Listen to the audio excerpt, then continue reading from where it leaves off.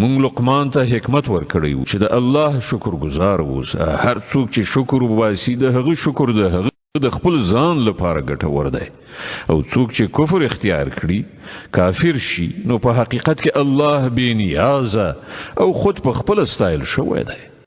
یاد کړه هغه وخت چې لقمان خپل زوی ته نصیحت کاوه نو هغه وویل زویه له خدای سره څوک مه شریکوه، حق دا دی چې شرک ډیر لوی ظلم دی. او دا حقیقت دی چې موږ انسان ته د خپل مور او پلار د حق پیژندنې په خپله تاکید کړی دی.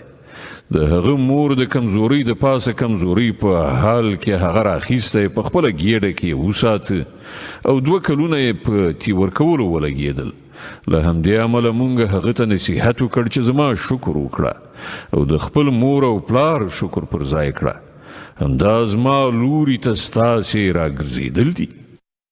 خو که هغوی پر تا فشار راولي چې له ما سره ته داسې څه شریک کړې چې تا ته د هغه معلومات نه وي نو د هغو خبره هیڅکله مه منه.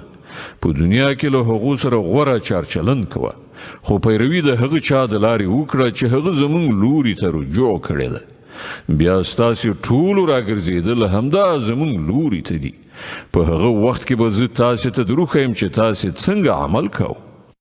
او لقمان ویلي و چې زوی که یو شی که د خردلې یعنی د اوري د دانې په اندازه هم وي او د کوم لوی غره د تیږې په منځ کې یا په آسمانونو یا ځمکه کې چیرته پټ شوی وي الله به هغه راوباسي.